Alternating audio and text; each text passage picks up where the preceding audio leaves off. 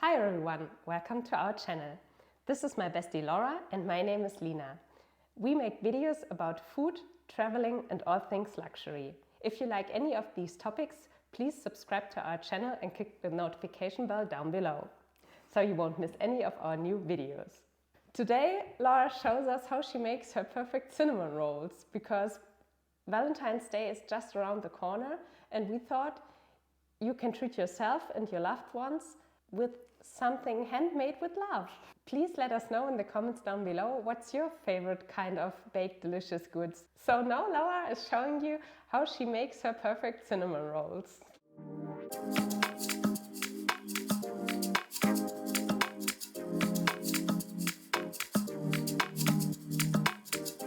Okay everybody, let's get started.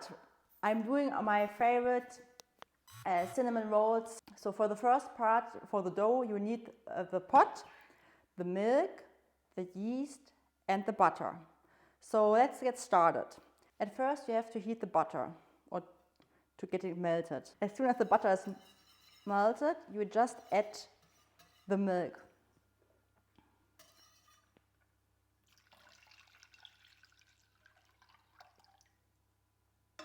So now comes the tricky part. With the butter and the milk, you have to reheat it at 37 degrees Celsius. So yeah, how do you feel the temperature of 37 degrees? My trick is I take my finger, and as soon as my finger can stay in the butter and the milk mix, it's fine. As soon as it gets too hot, it's for me the indication that the 37 degrees are reached. So just mix it, test it. No, still too cold. And always swirl it so you don't get stuck on the bottom, or you have actually something to do. And as soon as you reach the 37 degrees, you add the yeast. So it's a messy part. That's one thing I like about baking in general. It always gets messy. I like it to get some dough on my hands. I don't mind. I know other people who actually don't like it at all, having dirty fingers, like Lena. So that's why I'm showing you the baking stuff, and later you can already guess who is eating the cinnamon rolls. Perfect. As soon as you reach the 37 degrees, I turn the heat off and add the yeast. And then, so as soon as I have everything mixed and I like it the way it is, I let it stay here. I just open the KitchenAid, take this with me.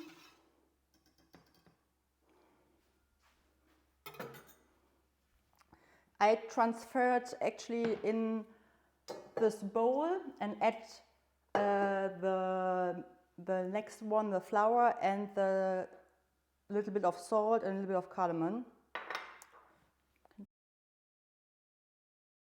That's one nice thing about the KitchenAid. So you don't have to knead it by hand. You have this wonderful machine.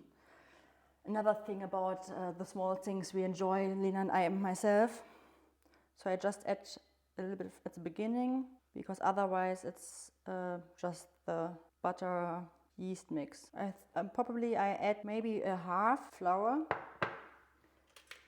and then start the machine not too fast at the beginning, otherwise you have all, all the dough somewhere in your kitchen but not in the bowl.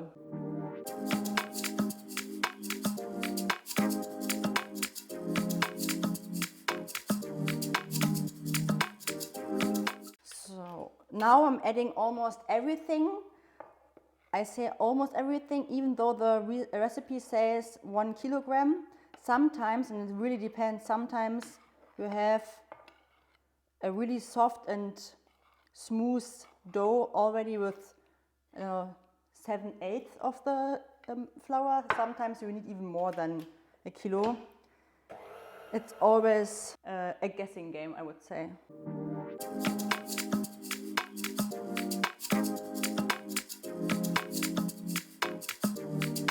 One funny part about the KitchenAid, that this 1 kilogram cinnamon roll dough is the maximum of capacity. Nevertheless, it would never come to my mind to even reduce the amount of dough because you can't have enough cinnamon rolls.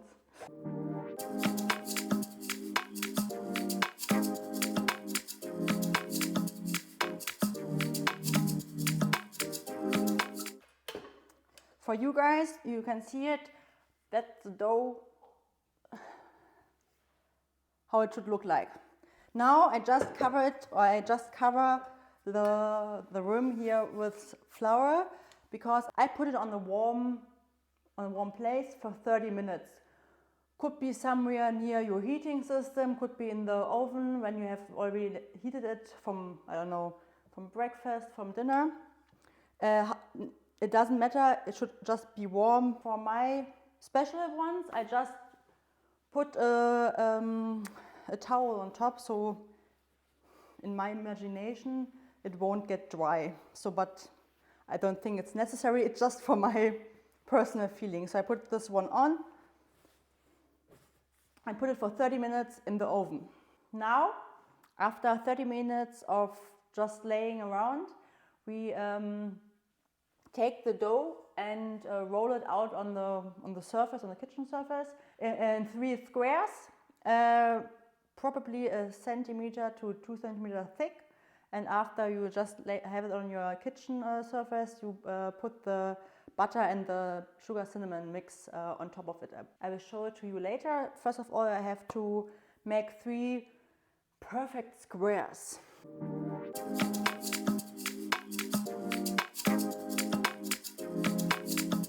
That's the fun part now. My daily work, it would be too much because I don't do it on a daily basis. Nevertheless, it's workout. And so messy. I can see Lena here and just getting an itchy face.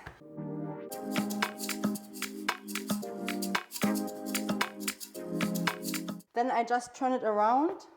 So, because sometimes I'm a little bit afraid that if I have just rolled it out and put the butter, sugar, cinnamon mix on it, I won't get it off the surface. Okay, now to the mix. I have the sugar and cinnamon already mixed. You can see it here, I think, hopefully. And then I put the messy part, the butter. The butter, normally when I have the 30 minutes from the dough in the oven, I put the butter with it. So it gets a little bit like creamy, or it melts, because then it's much more easier to put it on the dough.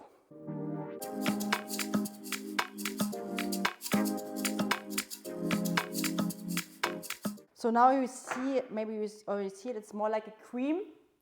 It's much more, or for me it's more convenient to have it like a cream. So that's perfect for me, quite right. The important part is to have it as thick as you want on the dough. So if you have like this one as a whole, keep in mind you have it for 3 doughs. So 1/3 is for this one.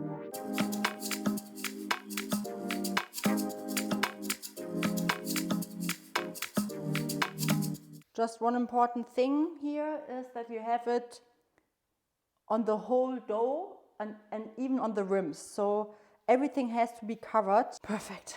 Now rolling it like a sushi roll. As you see, it was not like a square, because if it was like a square, I wouldn't have those rims. Nevertheless, it doesn't matter.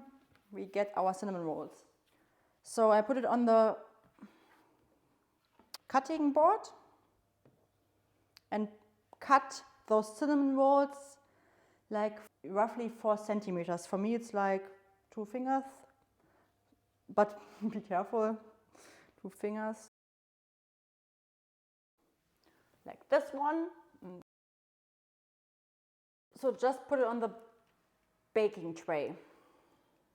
I will show it to you later when I have all those cinnamon rolls. Now, second one.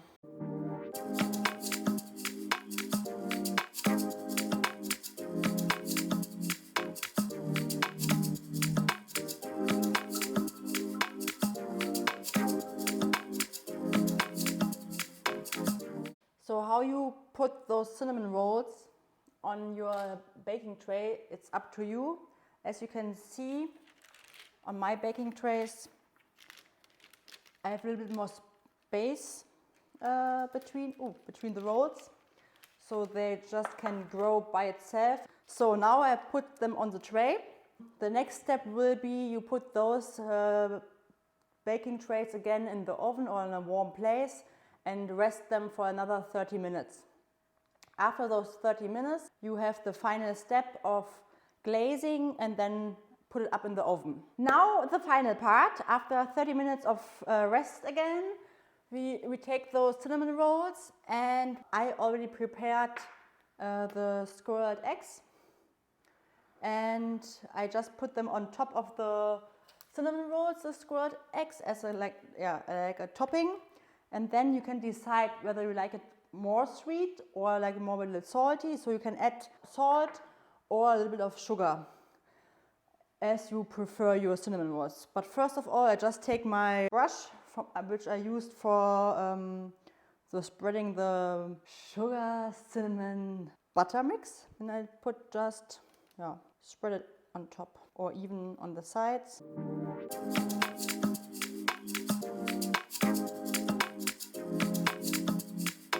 And for one tray, I use Hawaiian black sea salt. Don't get confused if you have like black sprinkles on top of those cinnamon rolls. One thing I like about then adding some salt, it adds a kind of salty taste to a lot of sweet cinnamon rolls. Then just normal sugar, but it doesn't matter. You can choose either way or choose nothing at all. Even in the basic variation, the cinnamon rolls are really, really delicious. So after just sprinkling a little bit of sugar as well, I take one tray and put it in the oven. And the oven is on 250 degrees Celsius, and it takes 5 to 8 minutes. So now our self-baked cinnamon rolls are ready for eating. Or sometimes I enjoy one cinnamon roll now and the several other ones later, or I just freeze them and have them reheaten whenever I want to have them for coffee or tea. And I would recommend those for a nice little date at your Valentine's Day, to have a little sweet thing in the afternoon, for instance.